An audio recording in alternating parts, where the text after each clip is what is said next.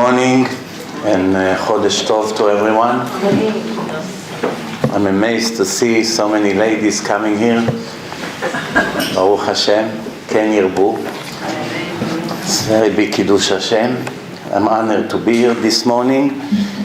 And since we are a few days before Matan Torah, and I was warned not to speak too strong, so I have to speak about Matan Torah. I want to be happy now before Yom Tov.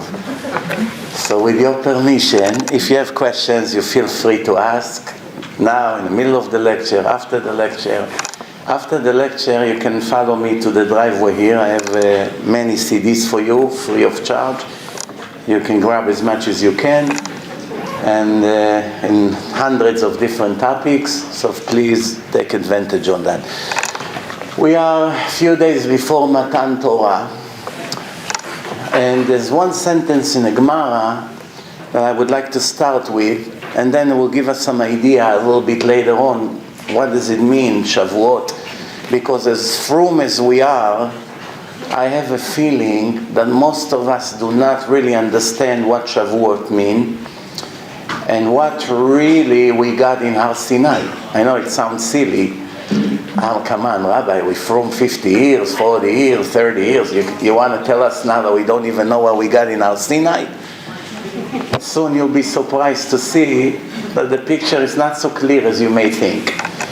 But this very interesting sentence the Chazal brings in the Gemara, that HaKadosh Baruch Hu say, Alevai ve'oti azvu ve'et torati shamaru. Mamash shocking. Hashem is saying, I wish they would leave me, but when they leave me, meaning once they decide to leave me, chas v'shalom, I just wish that they will continue to learn my Torah. It sounds like a big contradiction. What does it mean to leave Hashem and to learn Torah at the same time? Usually when you leave Hashem, you leave the Torah. That's the first thing you do. Meaning, if they go away in their musar, in their ethic, in the Yirat Shamayim, if they will continue to learn my Torah, I'm not worried. Why? It's just a matter of time that the Torah will bounce them back into the right track. Shema'or sheba machziram lamutav.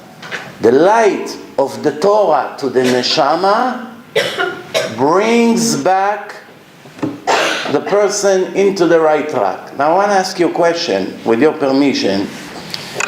There is two ways to describe the purpose of life. One according to the Rambam, one according to the Gaon Vilna. Of course they both emes. Kol divrei rabotenu emet. Sometimes they speak from different angles. There are two ways to look at life. One is, Hashem gave us the Torah. What's the purpose of giving us the Torah? To keep mitzvot. What's the purpose of keeping mitzvot? It will make us better human beings. Kabed et avicha v'et imecha, feel bad for the poor, have mercy on the widow, all these things that the Torah teach. So step one, I'm giving you the Torah. In order for you to keep my mitzvot, you have to learn Torah. Based on learning, you're going to know how to keep the mitzvot. Now when you keep the mitzvot, it will make you a better human being, which is the purpose of life. That's one shita. The other shita is, you have to learn Torah, that the Torah will melt your Yetzer Hara, will purify your neshama and clean all the spiritual dirt from it, in order for you to be able to keep the mitzvot. So the mitzvot is the tachlit. So which one of the two makes more sense to you? I'm sorry that I'm asking it. I mean, it's the words of the giant Chachamim, the Rambam, the Gaon Vilna, but we are entitled to think a little bit, no? So which one of the two makes more sense to you?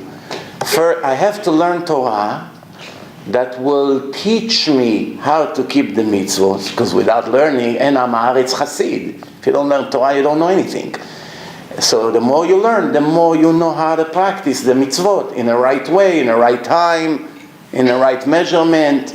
There's a lot of things here. It's conditions, how to keep mitzvot. L'shem shamayim, Torah lishma, mitzvot l'shem shamayim.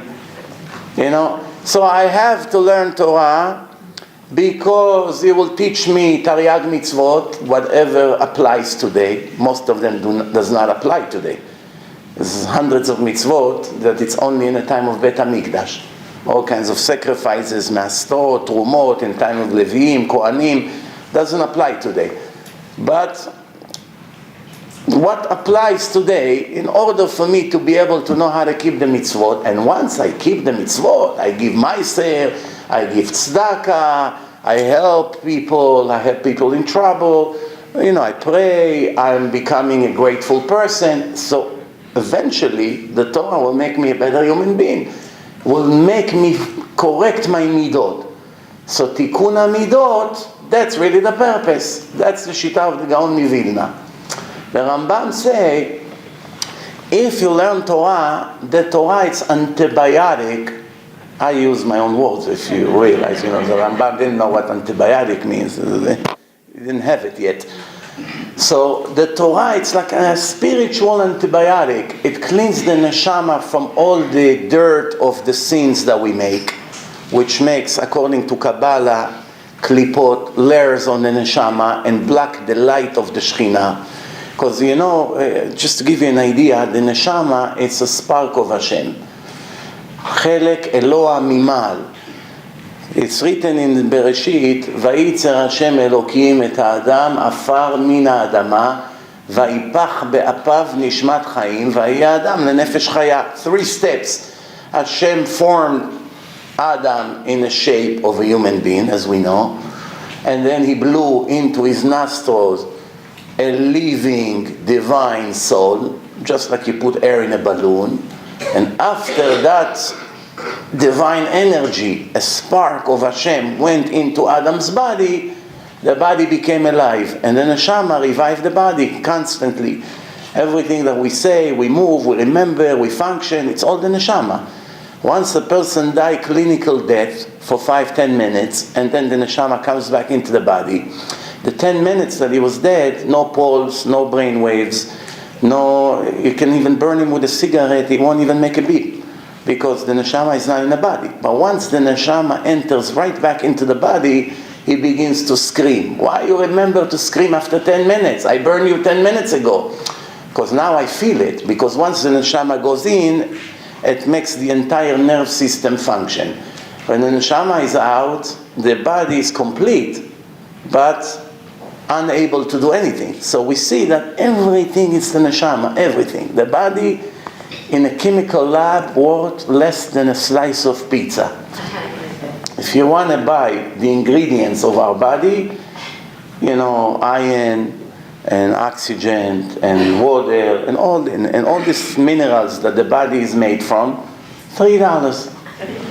When I started to give lectures 24 years, it was less than $1. But there's some inflation here, you know. So now it's $3. And everybody understands, if Chas v'Shalom is a tragedy, you don't sue for $3. All right? The stems, just to send the lawsuit, costs more than $3. So what's the point? Everybody understands, a person is a neshama. So once Hashem blew this neshama into the human being, he became alive. Now he's alive. The Chazal say, Ruach memalela.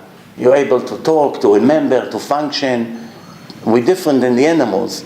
What is the main difference between us and the animal? What's the difference? But some animals speak. You know, some parrots, they say, Good Shabbos, Good Shabbos. How are you? Yeah. I even know one parrot that made a Baal Tshuva. Serious. He ran away from his owner, which was a Haredi human, you know, a person. He was a Frum Jew. And a secular Israeli found that parrot. And every Shabbat, when Shabbat comes, he used to scream, Good Shabbos, Shabbat Shalom, Shabbat Shalom. And this Chiloni started to say, what, this parrot is more religious than me? I started to get into the religion. Then he gave back the parrot and said, your parrot made me a Baal Tshuva. It's a true story, it's not a joke. So, what happened here? So the neshama goes into the body, and the neshama It's like, I give you just a parable for you to get it. It's like you have your phone and you have the charger. Now once you plug the charger into the phone gets alive, right? It was on zero, the light comes back and it begins to get some energy. What happens when you disconnect? It's dying out. So the body needs food. Once you eat food, the body is functioning. You can be very healthy, you eat all the vitamins, no problem. But you can be very healthy physically, but chas v'shalom can be totally dead spiritually. Rav Ovadia Yosef Zatzal gave a beautiful mashal about the body and the soul. He said that the body and the soul, it's like the male rooster and the female chicken. You know, it's a very wonderful relationship. So he said that the female chicken is the body of the human being. And the male, it's the soul. What is the difference between the male and the female? I'll tell you what's the difference. If you own male and female, what do? Every day you take few seeds of wheat or barley, you throw it on the floor, and they come and they eat. What happens if you forget a day or two to feed them? So the male, he walks depressed, like this, then he falls and dies. Now one beep. Not screaming, help, I'm hungry, what's going on here? Nothing. You don't give food for the female chicken for a few hours, your entire house is destroyed. The Gemara says, mehades, flying, knocking down things, making noise. Food! So Rav Ovadia Yosef say, if you don't feed the body 6 hours, headache, Yom Kippur, 2 o'clock, everyone looks at the clock, no? When we're going to be able to eat our bagels. So what happened? The body does not want to cooperate after X amount of hours that you don't eat. Headache, I'm hungry, you lay down, you don't want to move. It's very hard. But the neshama, you can go 7 years without feeding it, and the neshama doesn't make a beep. Nothing. 7 years, person function, everything can be totally secular, not keeping anything, and the neshama is dead already for 7 years, and the person does not even feel it. If the body is hungry, you feel it right away. If the neshama is hungry, you can go like this for 20, 30, 40 years, and you don't even feel it. And it's written clearly in the Navi Yecheskel and in the Torah. It's written in the Torah, if you're going to keep my mitzvot, that you should live. That's a very big question. What do you mean, Hashem? If I'm going to keep your mitzvot, I will live. What about the people who do not keep your mitzvot? The non-Jews or the secular Jews who do not keep mitzvot, they're not alive? They live, they make money, they eat, they enjoy life. So what does it mean if you're going to listen to me and keep my mitzvot, you're going to live? So from here we see that in the eyes of Hashem, life is different than what we are used to. Life, when Hashem speaks in the Torah about the life of a human being, it's only spiritual life. 100% spiritual life, because physically we're dead from the minute we are born. From the minute we are born, the battery begins to die. We have X amount of years, some of us 80 years, some of us 20 years. The battery is determined for X amount of years. So from the minute we come to the world, we begin to die actually. We are not gaining life. We are actually, every day that passes, life becomes shorter. That's why I never understood why people celebrate birthdays. But you're so happy about it. Your battery just went to 90, and then to 80%, and then to 40%. Well, when my battery dies, I run away, I'm going crazy, obsessive. Well, I need a charger. What? I'm not making a party, but okay. So the point is that it's written in the Navi Yecheskel that Hashem say, all these punishments I wrote in the Torah, executions, it's not because I want to, chas v'shalom, execute anyone. No. I'm not interested to execute the dead. That's what it says in Navi Yecheskel. Ki lo achpotz b'mot hamet. I'm not interested to execute the dead person. He's already not connected to me. Once you are not connected with me, once your neshama doesn't get the light from me, you're automatically dead spiritually. I'm not interested to add more to the problem. כי אם בשובו מדרכו הרעה וחי. I want him to make tshuva, to come back to me, that he should live. Meaning, what is he right now, according to Hashem? Not alive. He's dead, chas v'shalom. Spiritually, physically, he's making millions, he's happy, he's on the way to play golf now. But spiritually, he's declared dead by Hashem. So now, when we make averos, there is more layers of, it's called in Kabbalah klipot, like peel. Like you have an orange, you have a peel. You have to get rid of the peel to get to the orange. The more peels you have around it, the harder it is to get to the orange, right? So the same thing in the neshama. So we have to get rid of this klipot when we do tshuva, when we daven, when we correct our bad ways.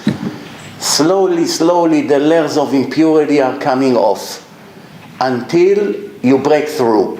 And the connection between the light of Hashem to the part of Hashem that is in you is the most significant thing in the whole creation. Because it's like connecting the charger into the source and receiving life spiritually. The problem is when a person, for instance, eats non-kosher food. That's one of the things that damage the soul the most and makes a lot of klipot around the neshama. Like the Torah says, "V'nitmetem bahem," Rashi writes, "Nitamtem bahem." You become spiritually dumb, not physically dumb. You can be a professor of a math, world champion in chess. You can be a very big doctor. But spiritually, once you eat non-kosher, you're unable to tell the difference between good and bad in the eyes of Hashem. What society declare as good and bad, you know very well. What Hashem declares as good and bad, you're already very confused. Why? Ma'achalot asurot. Also Shabbos and other things that we may do wrong, this is the consequences of our actions. So now, going back to what I started to explain. So according to the Gaon Mivilna, the purpose is really to impurify ourselves and to correct the midot. They asked the Gaon Mivilna 250 years ago, what's the purpose of life? He answered in one sentence, Tikuna midot ze kol ha'adam. The only reason Hashem put you here in another reincarnation and another one, and the neshama goes from one body to another again and again and again, what? To fix what you did not fix in your previous life. So whatever you already fix, you don't have desire to break the law in this field. For instance, if you were Shomer Shabbos in your previous life, and Hashem needed to send you back to the world in a new body, you don't have desire to be Mechalel Shabbos. It looks strange to you how people can be Mechalel Shabbos. You don't have the desire for it. But you may have the desire to speak Lashon Hara. Why? You have fear from Hashem. You know the Torah is real. You know that everything is built on the rules of Hashem. So why one Avera you are attracted to, but the other Avera you are disgusted by? How can it be? If you have Yirat Shamayim, you should be disgusted by everything. If you don't have Yirat Shamayim, you should not care about anything. But it's not the case. You can find a person that is a very, very big Machnis Orchim. The best hospitality. Every Shabbos, 30 people on his table. Thousands of dollars he pays for guests. At the same time, he's still non-stop in his business. How can there be such a contradiction? The answer is, hospitality, he was very good already in his previous life. He has no desire not to have guests. He loves it. But integrity and honesty in a business, that's something he failed. So he still have desire to make the same Avera. Same thing modesty for women, same thing learning Torah for men, and all the rest of the mitzvot. So according to the Gaon Mivilna, you got the Torah to teach you how to keep the mitzvot, to make you a better human being, respect your parents, etc. And the Rambam said the purpose is to keep the mitzvot. Why? We will never understand. It's the secrets of Hashem. Why Hashem cares that I take lulav and go like this? Do you think you understand? That Shlomo HaMelech said every mitzvah has 3,000 deep reasons. We don't even know 2-3 today. 3,000 te'amim for each mitzvah. The only mitzvah Shlomo HaMelech did not know the depth of that mitzvah was red cow. Meaning everything else he knew. 612 mitzvot, he can tell you all the reasons and all the secrets. This was only 3,000 years ago. And today we're left with 1 or 2% of the knowledge. Where is this knowledge? Nobody knows 3,000 reasons for every mitzvah. If we know 3 or 4, wow, it's very impressive. Sometimes you hear a good speaker, he gives you 4 or 5 reasons for a mitzvah, and you are shocked. Wow, so many things I learned today. You don't know, there's still thousands that you don't know yet. Okay. So according to the Rambam, once you learn Torah, it melts your Yetzer Hara. Once your Yetzer Hara is on the way down, meaning is lowering right now, you are able right now to keep the mitzvot in a perfect way, which this is the tachlis, this is the purpose. I can give you an example from something that once happened to me. I used to give lectures in Queens in a place, and it was a weekly lecture, and the owner of the place, of this organization, had a policy not to allow anyone to come collect money in the middle of the lecture. You want to collect? Wait outside. Before or after the lecture, when people come in and out, collect. But not in the middle of the lecture. It disturbed the learning Torah, which makes sense. One time he surprised me. He walked in with a rabbi from Israel, and this rabbi is a Rosh Yeshiva from Yerushalayim, from Ramot, doesn't speak a word in English, Israeli rabbi. And the owner of the place came to me, whispered to me in the middle of the lecture, I know it's an exception to the rule, but I really had no choice. This rabbi doesn't speak a word in English, he's here for 2 weeks, he did not even pay for his ticket, for his airfare. If I won't help him, basically no one will, and his kollel will be closed in 10 days. If he does not get $20,000, he has 10 days to get $20,000. Please explain to the people about his kollel and the risk. And he did not know that half an hour before they showed up, out of nowhere I changed my entire topic and I spoke about the importance of supporting Torah in yeshivot. Hashem already prepared for him because he was already on the way. Since I spoke so strongly about tzedakah and how much we earn from it if we support Torah and Talmidei Chachamim, Amelei Torah and all that, that part they didn't know. So he came in, said, Shalom, Naim Meod. And I said, Rabotai, we have a Rav from Yeshiva in Yerushalayim. That I explained the whole problem. He had to see what happened there. In 1 minute, he collected $20,000. 4,000, 4,000, 4,000, 4,000, 1,000, 360, 1,8, up, $20,000. I say, Mazal Tov, Rabbi, you collect. He doesn't understand what's going on. He doesn't know numbers, nothing. He never learned English. I say, Mazal Tov, Kvod Harav, you got everything you need. Ma? I say, you collected $20,000. Come on, don't make no, you're making fun. I say, no, I'm serious. In 1 minute like this? So yeah, what you don't know is Hashem made me prepare them half an hour before. So this is a perfect example to what the Rambam said. Once you learn Torah, it kills the Yetzer Hara for the time being. So if you are not such a generous person, but you come to a 2-hour strong lecture about charity, it kills your Yetzer Hara for X amount of time. So now all of a sudden you pledge a lot. Then you go home and you cry for a week. Once you go back to your normal day. But the power of the Torah shut the Yetzer Hara almost completely. So those who are constantly learning supposed not to have any Yetzer Hara for nothing. Mamash, it's purified them to such a point that they can focus in the highest level of keeping mitzvot. So now we are entering Shavuot, and Hashem told us something in the Torah. If you decided to leave me, just at least continue to learn my Torah. The light of the Torah will always bring you back to the truth.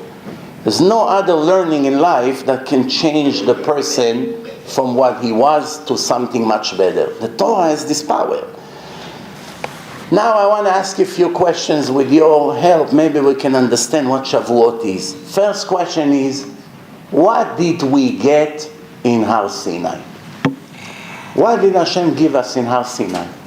I'm sure He celebrated many holidays of Shavuot until today, but did you ever know what we really got in Har Sinai? What did we really get in Har Sinai? I can give you a hint. Shavuot is called Chag Matan Torah, but we never got the Torah on Shavuot. Moshe Rabbeinu just went up to the mountain on Shavuot. Then he came back 40 days later in 17 B'Tammuz. He saw the Chet HaEgel, the golden calf. He broke the first commandment. And then he went up for another 80 days. And officially, the journey back into earth from Har Sinai, which his neshama was in Shamayim, ended in Yom Kippur. So Yom Kippur should have been officially Chag Matan Torah. Why we celebrate Shavuot? Why Vav B'Sivan? You know the story, right? Moshe Rabbeinu gathered everyone around Mount Sinai. Hashem said 3 days no relationship. No male, female, don't, al tikshu Elisha, purify your clothes, put everything in a mikveh. Why al tikshu Elisha? What's the problem? What's the problem? We're not Christian. In Christianity, intimacy, it's something not clean and not holy. But in Judaism, it's the holiest level. Connection between husband and his wife in purity, according to the rules of the Torah, is very high level. So why we have to be ashamed of?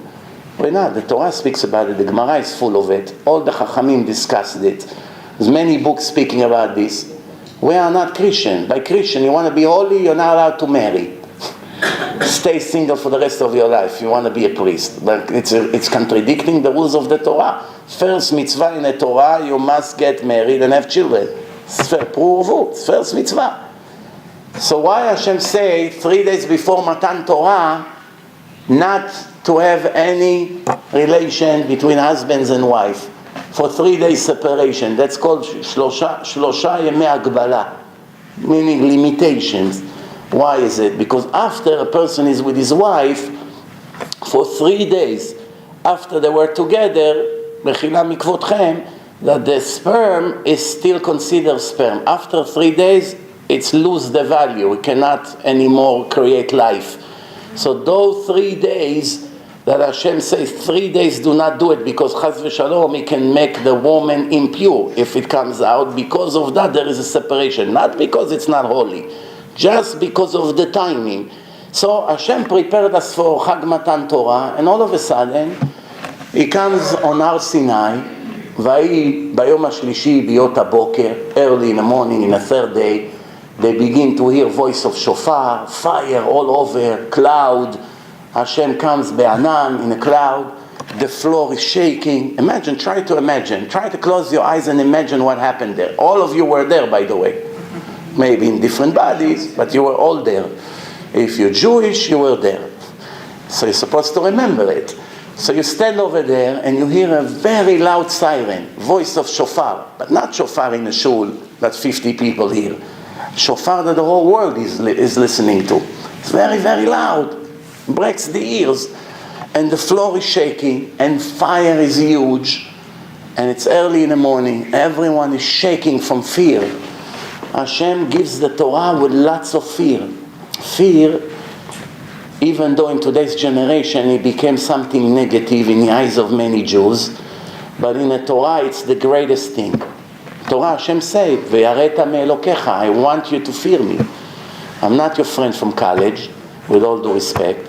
You have to fear me. And fear is the greatest motivation to change. Because when a person knows there's a price to pay, it's worth it for him to change because he doesn't want to be penalized. He doesn't want to pay. So as a result of that, it brings him back to the right track. And later on, when he gets his huge reward, who does he thank to? To the fear aspect. Without it, I will never change. So it's actually the greatest thing that Hashem gave us as a push to the right direction.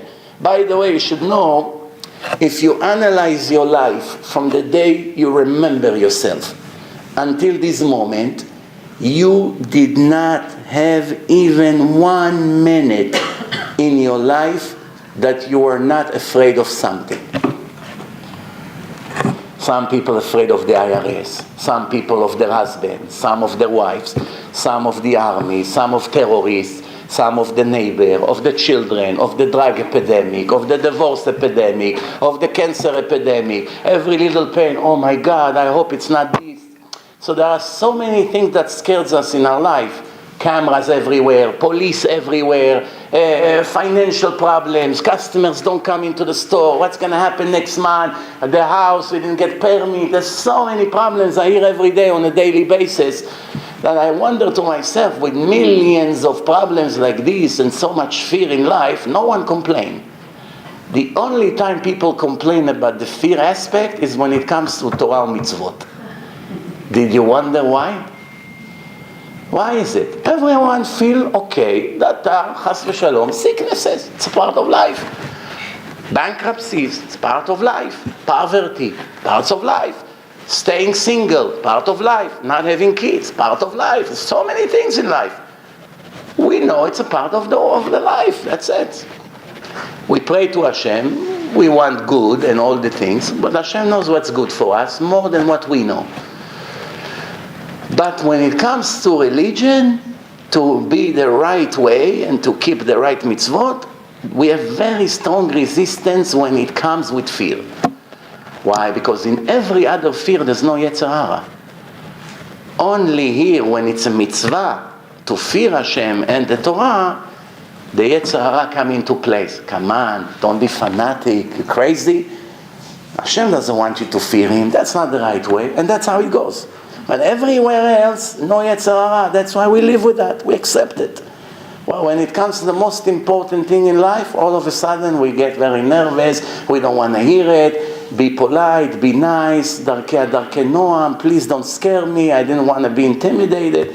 Because this is the Yetzer Hara that fools us like this. Because that's his genius. Yetzer Hara is a genius. He's here for a long, long time. He knows every person how to fool him. Every person has a weakness. What do you think? If you're a very generous person, the Yetzer Hara will come and tell you not to give tzedakah? You know he has no chance. He will come to you with what he can get.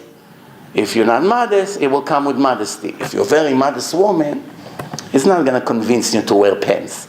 It's not going to work. He's not going to waste his time. He will only come to you with what it's a weakness in your life. So now, going back to my question. Now we have this floor is shaking. We hear the first two commandments. Anochi Hashem Elokechem asher hotzeti etchem me'eretz Mitzrayim.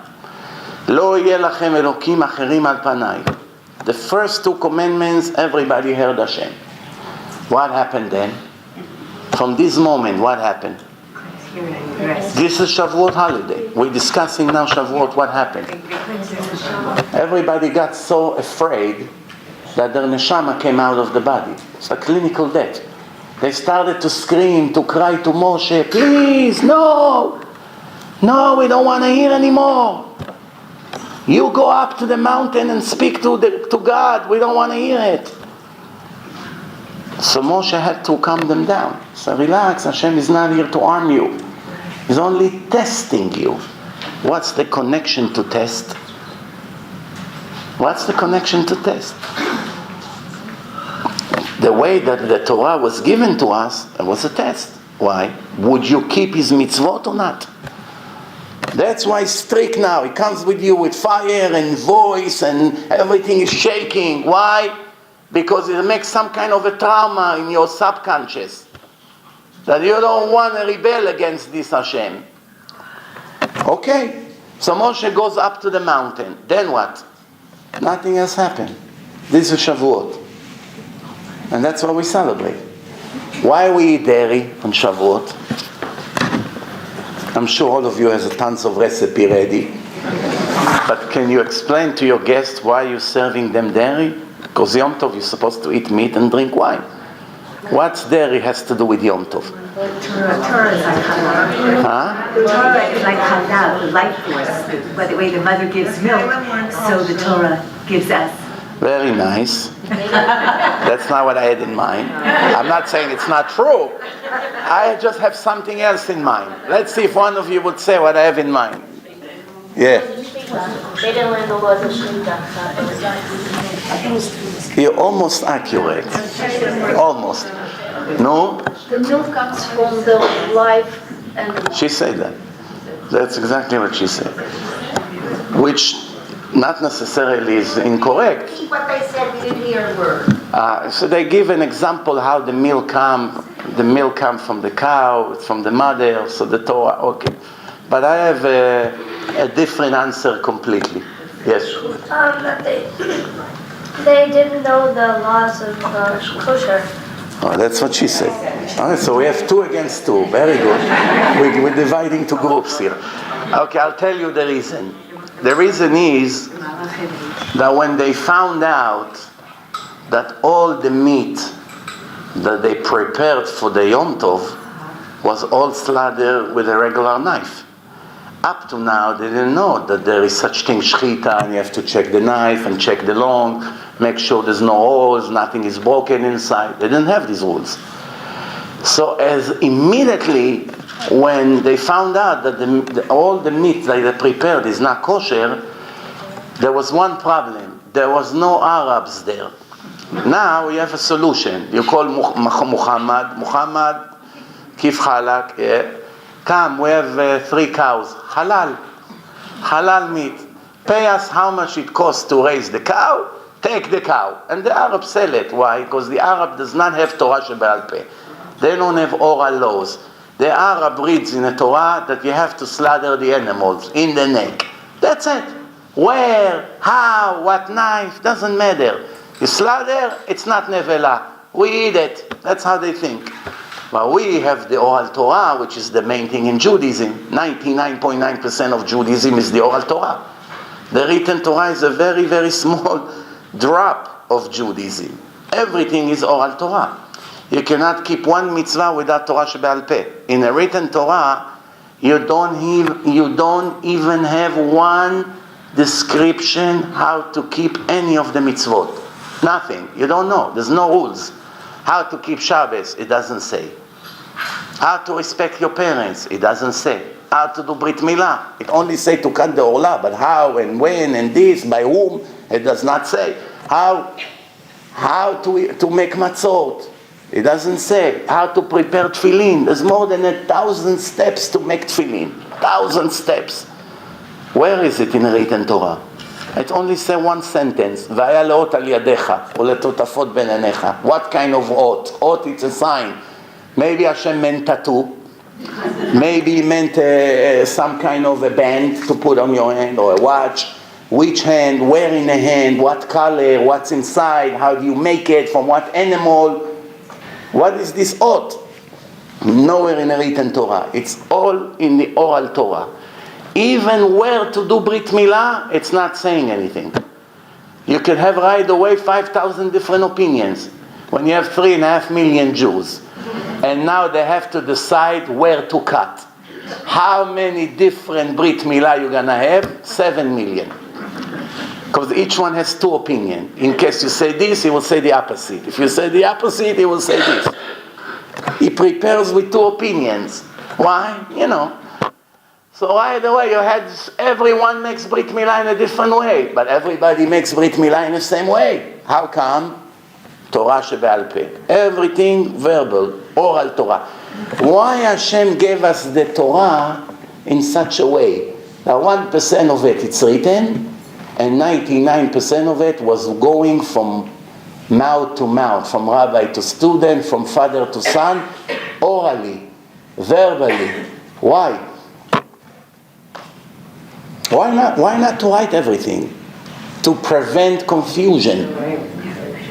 The answer is because first of all, if you write everything in one book, the size of the book will be the size of a semi-trailer. I couldn't even enter it to this large room. I need 50 people to carry the Torah.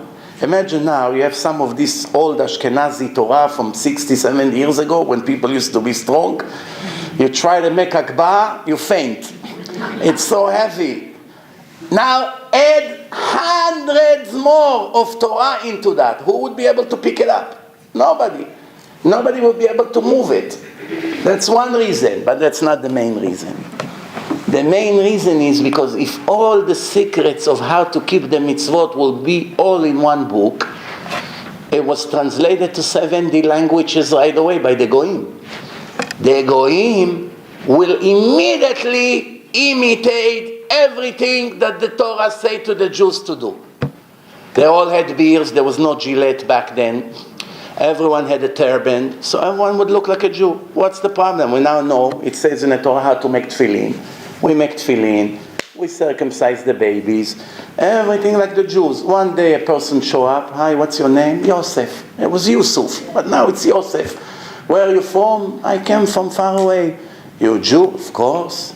Look at my tefillin, look at my mezuzah, everything. Look at my babies, brit milah, tefillin, everything. In 1 to 2, maximum 3 generations, it will be destruction to the world. No one in the world will know if he's Jewish or not, because everyone would claim to be Jewish. Now, prove to me you're Jewish. How can I prove to you? I keep all the mitzvot. But the Goyim would also know how to keep everything. So you wouldn't know who is who. Assimilation, intermarriage, the children are not Jewish. Nobody would know if he's Jewish or not. Why keeping mitzvot all my life when I have 90% chance not to be a Jew? It would mess up the world. That's why Hashem forbid writing the oral Torah. You have to make sure it's a secret. Later on, Rabbi Yehuda Hanassi had no choice because they went to the exile and he realized if I'm not going to write the Mishnah now, Judaism will be over, chas v'shalom. So later on he wrote it, but he wrote it in such a complicated language that only the big Chachamim would understand what he meant. Nobody understand it. Look, even the Amoraim, how many arguments they have to understand the Mishnah. That's how complicated he made it. So there's no chance the Goyim would understand the Mishnayot. Because even the Chachamim already had difficulty understanding him. The reason he made it in such a way that Judaism will be kept only for the Jews as Hashem intended to in the beginning. So now, why we eat dairy? Once they realized that all the meat they prepared is not kosher, there was no time to slaughter the animal again.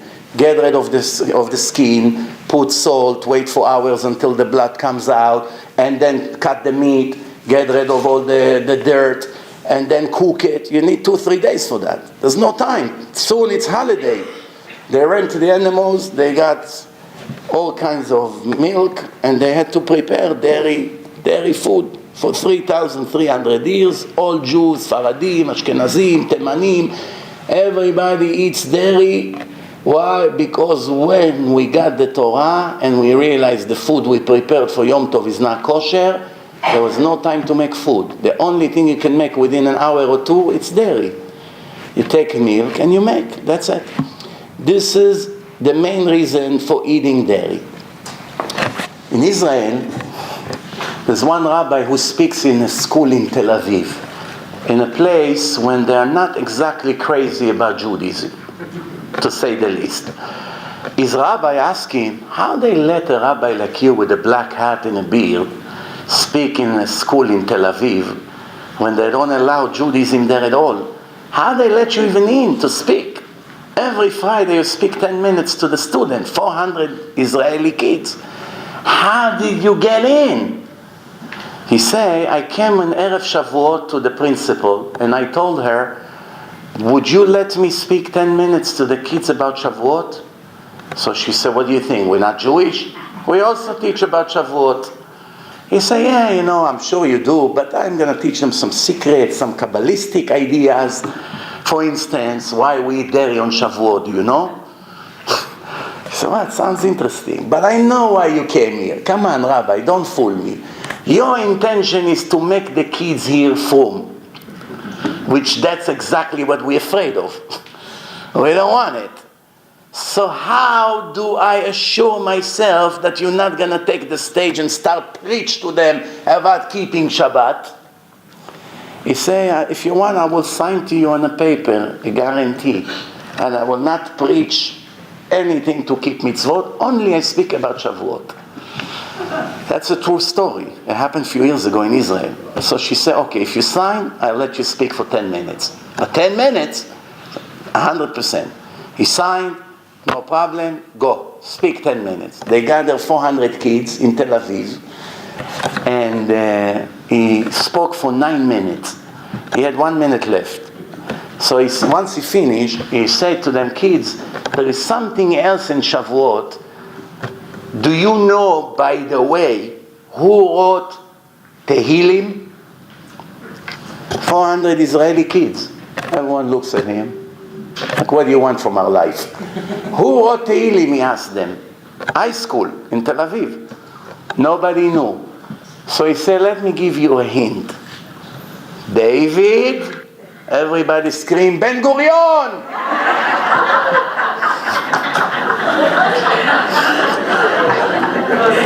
You're laughing, right? You should be crying. I know it's funny, but it's very sad. It shows that we have a lot of work of kiruv still to do. But that's how she was so embarrassed that she allowed him now to come every Friday and speak 10 minutes. Out of the embarrassment. So he said to her, you have to agree that giving me 10 minutes a week to speak about Judaism, it's not the end of the world. Okay, you made your point. Come every Friday, 10 minutes. Who knows what's going to come out of it? So, what did we get in Mount Sinai?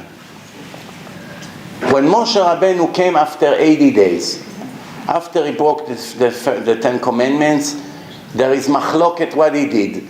Did he go up to the mountain right away on the 18th of Tammuz for another 40 days until Rosh Chodesh Elul? Or he only went to Ohel Moed and davened 40 days for forgiveness? And then Hashem called him up on Rosh Chodesh Elul. He went up to Har Sinai.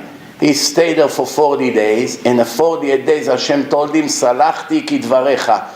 This day will be a day of repentance forever. And Moshe Rabbeinu came down, and it's written in the Torah, Vayi mimachorat hayom, vayeshev Moshe lishpot et ha'am. The next day, already he was sitting in a bed din, having cases of people suing each other. But he brought the second commandment, which were not as great as the first one. Why? Because the first one, the tablets were made by Hashem. The second one, Hashem already said to Moshe, go prepare the tablets. Psol lecha. Meaning it's not as great as the first one. But, Baruch Hashem, it's still the 10 Commandments. So what did we get all together? Okay, now Yom Kippur finished.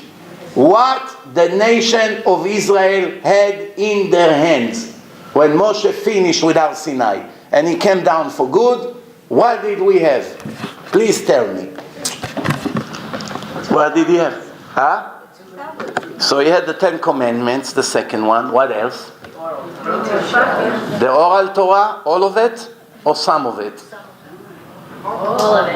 All of it, very good. Another V. And what about the written Torah? Did he have the whole scroll? 304,805 letters? Huh? No. Did he have the whole thing? No. If you say yes, we run into a huge problem. What is the problem? They knew what was going to They already see in the Torah what's going to happen to them. Next month, next year, in 5 years. Korach, see, he reads in the Torah, oh my gosh. How am I going to do such things? What is going to happen? I better lock myself in a cage. You know, I don't want to be swallowed by the earth. It's not realistic. So what happened? What did we get? Up until Matan Torah. Very good. Up to Parashat Yitro. The Torah, only half of it was given. Up to Matan Torah. From Matan Torah until the end of Sefer Dvarim, when was it written? When? Little by little, in a period of 40 years. Every once in a while, Hashem called Moshe to Ohel Moed, and he showed him background was fire, and the letters were black, running on fire. And Moshe was writing it down. Little bit more, little bit more. After the event already happened, After the event took place, every once in a while, Moshe wrote another piece of the Torah. The last day of his life, he wrote 13 Torah scrolls in one day, which today takes over a year to write one, if you're a fast sofer. So it should have been 13 years of work, minimum. But in one day it happened in a very big miracle. Everything obviously is miracles. You cannot write 13 Sifrei Torah in one day. One he gave to each tribe, one he put in Aron HaEdut. If one day you have mistake, you know where to compare it to and fix your mistake. I have one question for you, something for you to think between now and Shavuot, so maybe you give me the answer. We know that the first Shavuot was on Shabbat. The first Matan Torah was on Shabbat. How did Moshe write Sifrei Torah on Shabbat? If you write, I don't have to tell you, it's Chilul Shabbat. How did he write Sifrei Torah on Shabbos? Something for your homework. I gave you homework. Until next time we meet, you come up with the answer. Since I have 2-3 minutes left, so with your permission, with your permission. So what did we get on Shavuot? What did we get on Shavuot?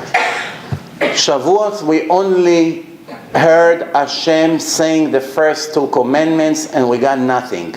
Moshe went up to the mountain, he came down with the 10 commandments, he saw the golden calf and he broke it. There was 17 Tammuz, 17 of Tammuz.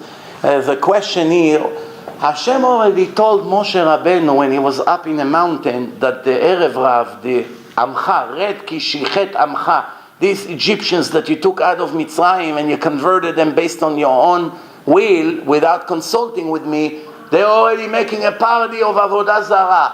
Red Ki Shichet Amcha, that's the first and only time that Hashem referred to the nation of Israel, your nation. From here Chazal learned that it wasn't really the Jews, it was these Egyptians that are used to worship animals. This was their God. Erev Rav, and the Zohar say horrible things about this Erev Rav, that we're going to suffer from them until the end of days. Until the end of days. Oh, very good. We have to. I got confused. One second. So the question that I have here, Hashem already told Moshe that there is a big Avodah Zarah down there. But Moshe only broke the commandment once he went down and saw it. Well, you don't believe Hashem?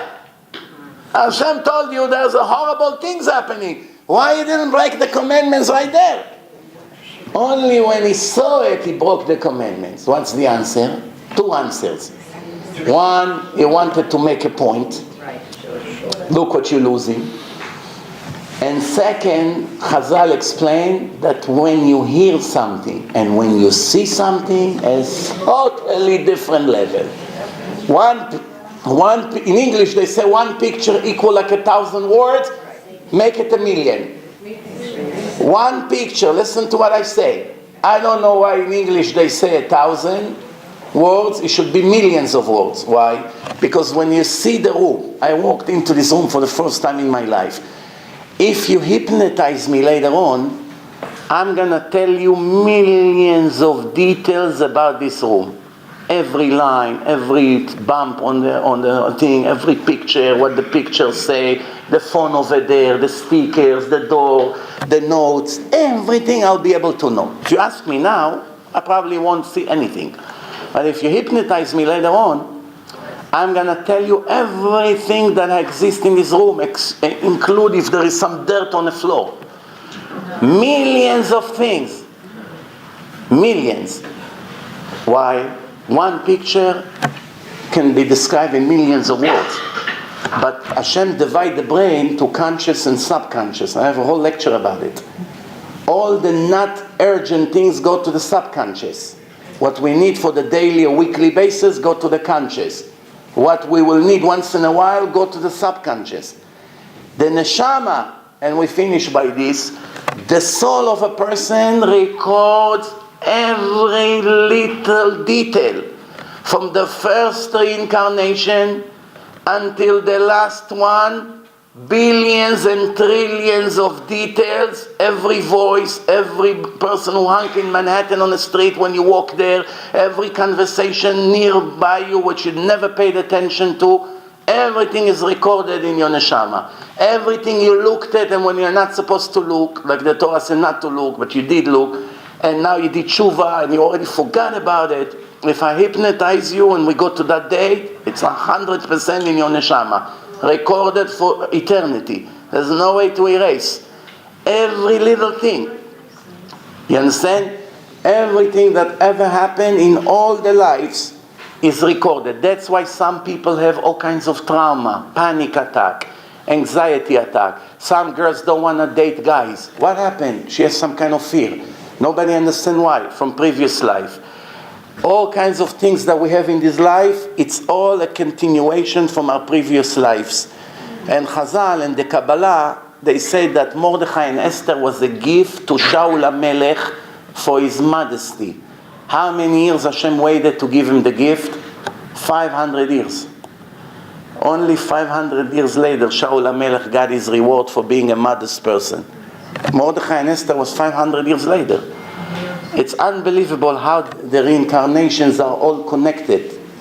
Once you know that, everything in life makes sense. Then you begin to understand what's going on here. Without it, it's very difficult to understand. I have a lot more to say, but time ran out. And maybe I allow one or two questions if you have. Any questions? Yes, right there. I just need a little clarification. You said that they only got the first two Dibros on Shavuot. They heard the first two, yes. So how did they know that the laws of Shechita? When did they get that? How did they know the law of Shechita in Shavuot? Okay, remember, when Hashem, the laws of Shechita, it's a very good question actually. No, it's a very good question, because how did they know that Shavuot? Maybe the next one they already knew. Maybe, after Moshe came for the next one. But the answer I gave you, I didn't make it up. It comes from the books. We have to see a good answer for your good question. Any more questions? Oh, very good question. Yeah. Okay, so you mentioned that all the non-Jews were practicing. If everybody was practicing and you couldn't distinguish between Jew and non-Jew, and isn't that what Hashem wants? All of us to be alike to nations, so that all, so Torah. Noach, even though they kept all the mitzvot, they asked how Avraham kept Shabbat. It wasn't officially a Jew yet, it was only an Hebrew. When we became Jewish in Matan Torah, and officially when we got the Torah, we became Jewish. Like it's written in the Torah, Yom hazeh niyeta le'am. Today you became my nation. After the Torah was given, the Torah calls us the children of Hashem. Before that, we are now banim atem laHashem Elokechem. So if a goy comes and he looks like a Jew, but he never had a conversion, you would not know. You go and you marry him. Or if it's a girl, you marry the girl, and here you have children, and none of them are Jewish. And you don't know, because they think they're Jewish, and because the woman that pretended to be a Jew never had a conversion. So now, after 5-10 generations, you're going to have million non-Jews among us. Nobody would know if he's Jewish or not, because the Goyim already have everything they need to pretend they're Jewish. But right now, if they want to pretend they're Jewish, they don't know. They don't know all the laws. They have to prepare for conversions. Yes, right here. Shh. Just for the question, if you can keep it a little bit lower. Before Matan Torah, Hashem tried to give the Torah to everybody, they refused. Yes. Now, why after the Matan Torah, they don't want to do that? Okay.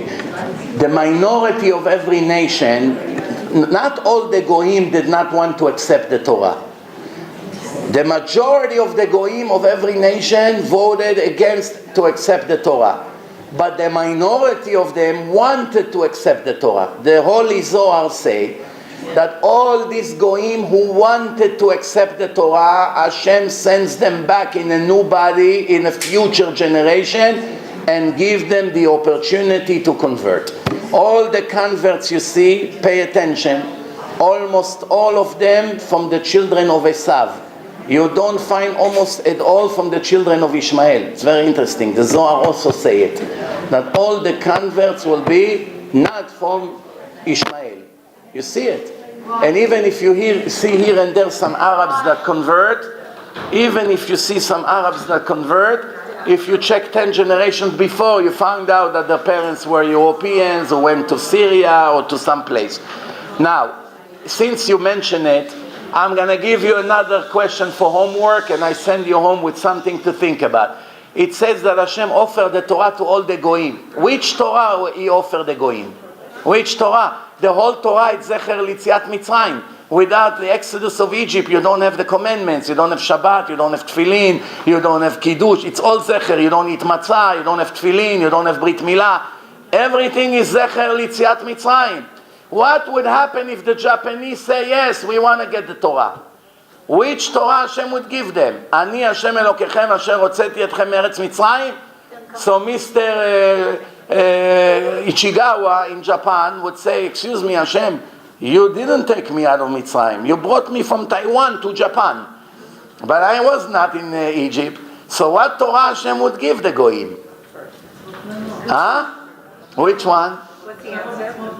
I have a whole lecture about it. But I don't want to upset the Rebbitzin. She told me 50 minutes. Thank you very much. Good Chodesh. Anyone who wants CD, follow me to the driveway. I have a question. Yes. So with the